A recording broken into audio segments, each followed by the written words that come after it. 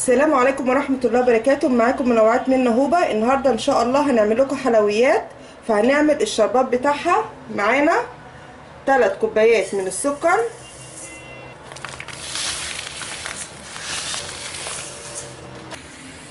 انا هنا هحط 3 كوبايات سكر و4 كوبايات مية. 2 3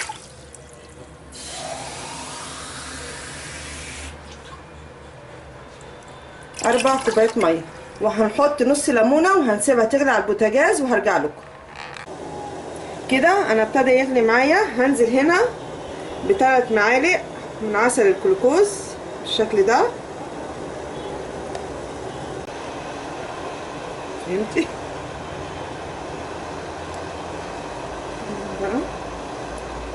هو بيبقى جامد بالشكل ده. دي 3 معلقه.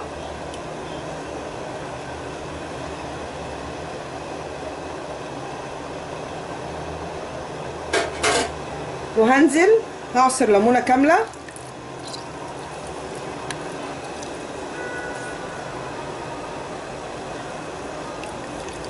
هسيبه يكمل العقد بتاعه وهرجع لكم. وهنا كده على الشربات يتعمل معانا، مرات اخويا هتوريكم احنا هنعمل ايه. الكاستر اللي هيتحشي بيه الكنافه والجلاش. معانا كاستر ومعانا كوبايتين ميه، كل كوبايه بتاخد معلقه سكر ومعلقه نشا وكيس لبن نيدو. تعالوا نشوف الطريقه. هنبتدي هنا طبعا في، عشان احنا هنعمل كميه، في كيسين لبن نيدو، في معلقتين من السكر، معلقتين من النشا، كوبايتين ميه كاستر. الكاستر هنحط 3 معالق. هتحطي 3 معالق من الكاستر. طبعا كل سنه وانتم طيبين. احنا معزومين اول يوم عند اخويا، ربنا ما يقطعها عاده يا رب، وربنا يبارك لنا فيه ويطول لنا في عمره. يلا بينا. قولي بقى. هنبتدي دلوقتي نحط الميه. ادي كوبايه الميه، كوبايتين الميه هنحطهم وهنحط عليهم كيسين اللبن النيدو.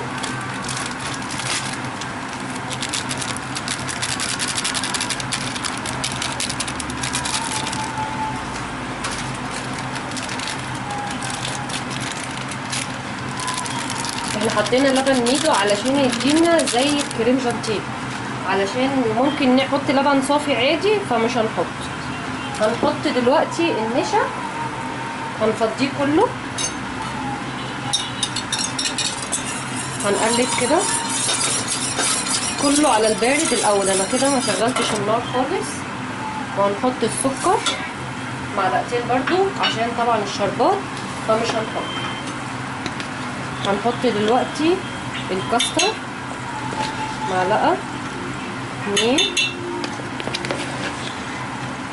3. طبعا زي ما هي معرفتكم لازم كل حاجه بندوبها الاول على البارد، وبعد كده بنولع عليها البوتاجاز. بصوا كل المكونات دي كده هي بتقلبها على البارد. كده هنبدأ نشغل النار على نار هادية، يعني هنقعد نقلب لغاية ما نحصل على القوام اللي احنا عايزينه.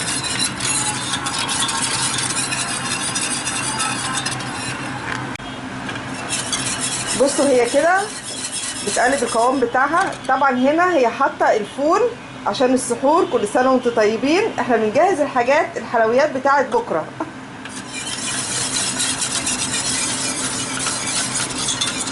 بصوا اول ما القوام يبتدي يتقل هرجع لكم تاني. كده بعد ما قلبناه هنطفي النار، وبرده يعني نقلب فيه علشان ما يكلكعش، عشان عايزينه زي الكريم الباستري كده. طبعا هي هنا هتعمل لنا حلويات بطريقه جديده جدا هتعجبكم. بصوا بالشكل ده كده. احنا عايزين القوام بالشكل ده. طبعا على ما يبرد هيكون ماسك نفسه، هيبقى زي الكريم شانتيه بالظبط.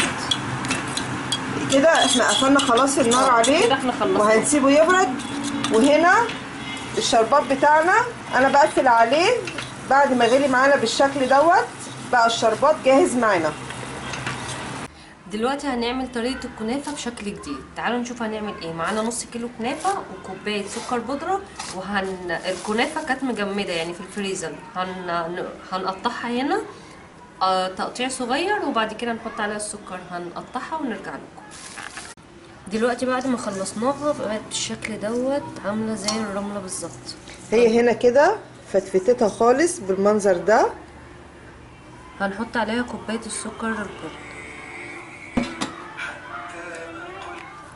نزلت وهنقلبها بكوبايه كده. السكر وفركتهم في بعض. مش هنحط سمنه عليها خالص. هي الكنافه دي اسمها ايه؟ هي هنشوفها كنافه زي البابلز كده محشيه. دي طريقه جديده جدا هتعجبكم ومش هتندموا ان انتوا هتجربوها. هنرجع لكم تاني. دلوقتي بعد ما عملناها بالشكل دوت، فهيبقى معانا السكوب دوت. ده من المنظمات اللي هي بتاعه المعياريه. هنجيب بقى حبه وهعمل كده، هحاول اضغط بس هعمل فراغ في النص، وهعمل كده وادوس جامد، بس هعمل لها فراغ من النص كده، واشيل كل الزيادات اللي بره.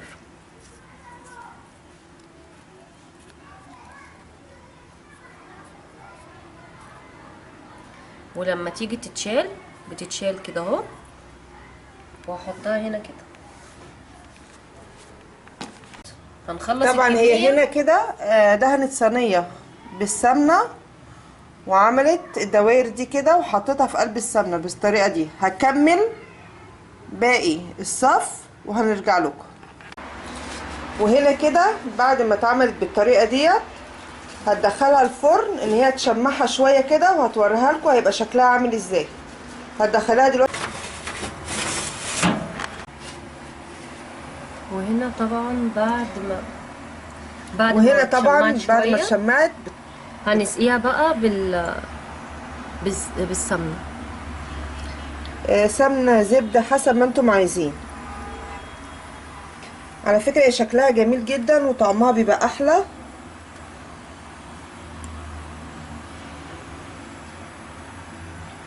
بصوا بتسقوها كلها بالشكل دوت.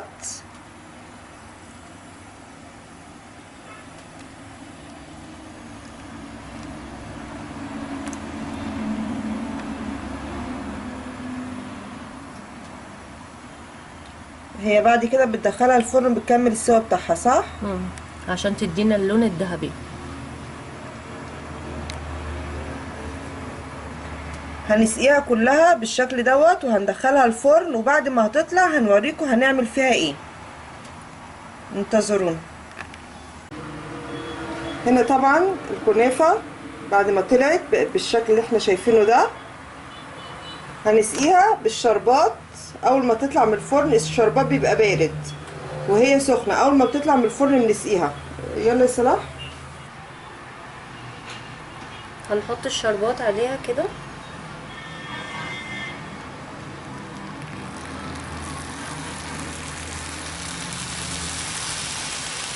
على فكرة طريقتها جميلة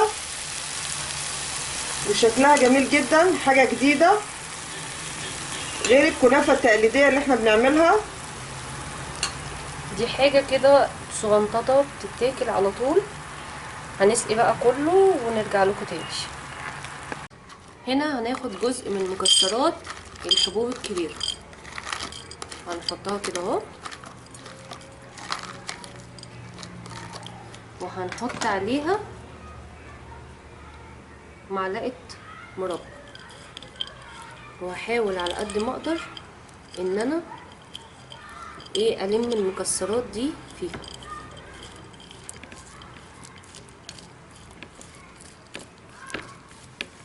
بالشكل ده هخلصها وارجع لكم. انا جبت الكنافه بالشكل ده وعدلتهم كده، هحطهم بالمنظر ده، وهجيب الكاستر وهعمل الشكل ده من فوق كده اهو،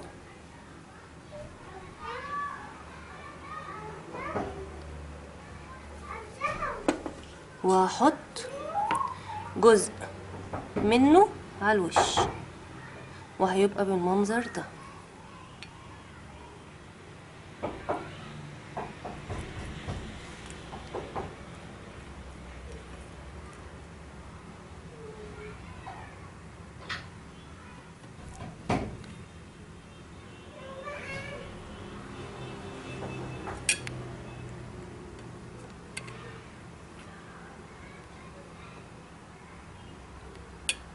ممكن ندوق كده.